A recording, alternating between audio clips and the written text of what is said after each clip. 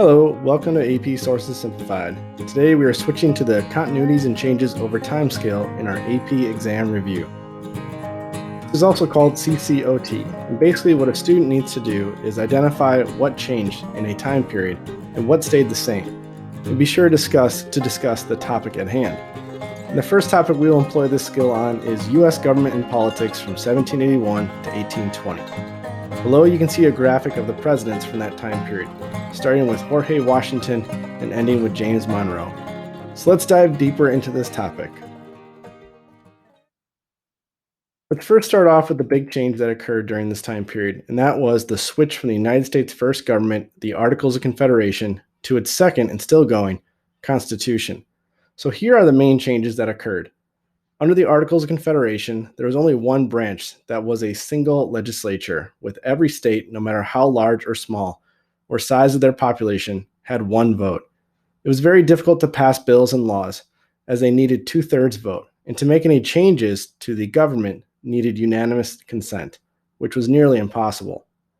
Overall, the government under the Articles was very weak, and individual states had a considerable amount of sovereignty. That means to do what they please. Some of the major problems of the Articles were related to its weakness. The first major problem was its lack of ability to collect taxes. It could ask for taxes from the states, but could not compel them. This led to credit problems as the U.S. owed other banks and foreign governments money from debts incurred during the Revolutionary War. Another example of its weakness was Shays' Rebellion, which was also related to its tax and credit problems. This small rebellion of war veterans who were not properly compensated for their service began a rebellion in western Massachusetts. The government under the Articles was powerless to do anything about the rebellion. Eventually, it was put down by the state of Massachusetts itself. Overall, the Articles were very inflexible and could not meet the needs of a large nation. So the decision was made to scrap the Articles and write a new government. And the new government, mostly written by James Madison, was the Constitution.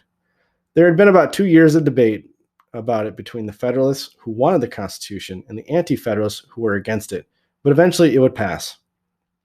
The Constitution had 3 branches, including a legislative branch with 2 houses, which are the House of Representatives, which has representation based on population of states, and the Senate, in which every state has 2 senators. Also, the executive branch with the president heading that branch, and the judicial branch with the Supreme Court and additional courts added by Congress later on. Compared to the Articles government, the Constitution was far stronger of a central government and was supreme over state governments. State governments still had special roles and powers, but it was clear sovereignty rested in the central government under the Constitution. There were and still are issues, though. A few of the bigger issues were the presence of slavery in the Constitution, and the powers of the judicial and executive branches were vague, leading to their roles changing over time. Now let's take a look at some of the political continuities over the time period. So this is what did not really change much at all. A central theme across the time period were arguments over how strong the central government should be. When the Constitution was drafted and being debated, 2 groups emerged in support and against it. The Federalists wanted a stronger federal government and made their arguments known in the Federalist Papers, 2 of which have core reasons, and they were Federalist Papers 10 and 51.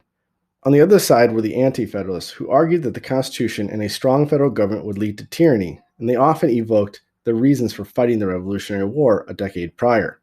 After the Constitution was passed, these groups morphed into political parties. Now, there is not a direct line between them, as some members, principally the writer of the Constitution, James Madison, went from a Federalist to a Jeffersonian Republican, but the core arguments remained the same. The Federalist political party would be active for the remainder of this time period, and some of the early key leaders were John Adams and Alexander Hamilton. They favored tariffs, which are taxes on imports, a national bank, a close relationship with Great Britain, and were against the War of 1812. On the other side were the Jeffersonian Republicans, also known as the Democratic Republicans, with key leaders being Thomas Jefferson and James Madison. They favored an agrarian democracy, close relationship with France, and were for the War of 1812. Some other big government and political changes over the time period was the addition of the Bill of Rights to the Constitution. This was done to placate the Anti-Federalists who demanded rights be guaranteed by the government. Another development was the Marbury v. Madison case. Up to this point, the Supreme Court did not have a clear mandate on its role.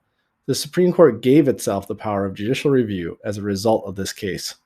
This is an incredibly important power, as the Supreme Court can declare a law or executive action unconstitutional. A third major change was the election of 1800. Thomas Jefferson was able to win control of the executive branch from the unpopular John Adams.